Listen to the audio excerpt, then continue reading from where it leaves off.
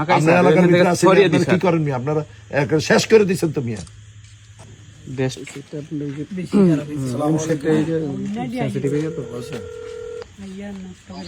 হ্যাঁ ওসি সাহেব, জি জসিম বলছিলাম। আমি আশাবাড়ির এক জায়গায় আসতে, এখন রাতে আমি ওই জায়গাতে এখন আছি। আমাদের এখানে দায়িত্বরত বিডিআর এর যে টহল বাহিনী আছে তাদের সাথে আমার এখানে কথা হচ্ছে, কিন্তু এক কর্নার ভিতরে তিনটা মোটরসাইকেল, একটা মোটরসাইকেলের মধ্যে আপনার কি তাদের নাম্বার প্লেট নাই ওই গাড়িটাতে, আর দুইটা এভাবে আমাদের এই এলাকার লোকজন ওই তিনটাকে ওই জায়গায় আটকিয়ে রেখেছে। এবং আমাদের বিডিআর যে টহল বাহিনী আছে তারাও সেখানে যাচ্ছে।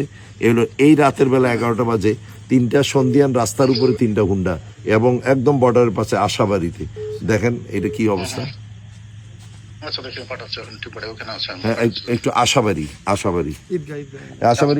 ঈদগাহ, এখানে ঈদগাহ মাঠে এখানে আমাদের ওই যে আমাদের বিডিআর বাইরে এখানে আছে, বিজিবি এখানে আছে আর কি। এটা একটু তদন্ত করতে বলেন। এই তিনটা মোটরসাইকেল কার, একটার মধ্যে কোনো ইও নাই, ওই যে হুন্ডার মধ্যে নাম্বার প্লেটও নাই, বুঝছেন তো। এবার এটাতে খুব স্পর্শকাতর, একটু প্লিজ একটু দেখবেন।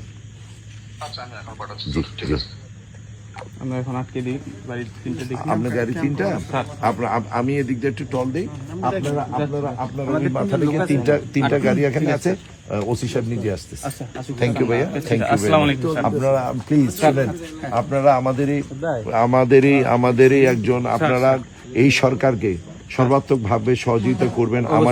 আমার দেশের প্রধানমন্ত্রী ইতিমধ্যে আপনারা দেখেছেন জিরো টলারেন্স করছে মাদকের বেলা, দেখেন নাই?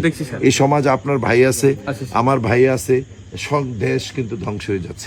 তো সেও আমার কোর্ডিয়ালি একটা রিকোয়েস্ট, আপনি ওই জায়গাতে এটা দেখেন, ওসি সাহেব লোক পাঠাচ্ছে সেখানে, আর আমি বাকিটা আমি সামনে আমি নিজেই দেখছি। ঠিক আছে জি, আল্লাহ হাফেজ।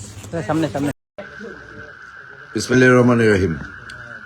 আমার কুমিল্লা 5 বুড়িচং ব্রাহ্মণপাড়ার আমার তৃণমূলের নেতৃবৃন্দরা, আমার সহকর্মীরা, আপনারা আগামীকালকে থেকেই আমার নেতাকর্মীরা যেখানে আছেন, আপনারা প্রতিটি গ্রামে, প্রতিটি ওয়ার্ডে, প্রতিটি কেন্দ্রে আপনারা মাদক বিরোধী মাইকিং করবেন।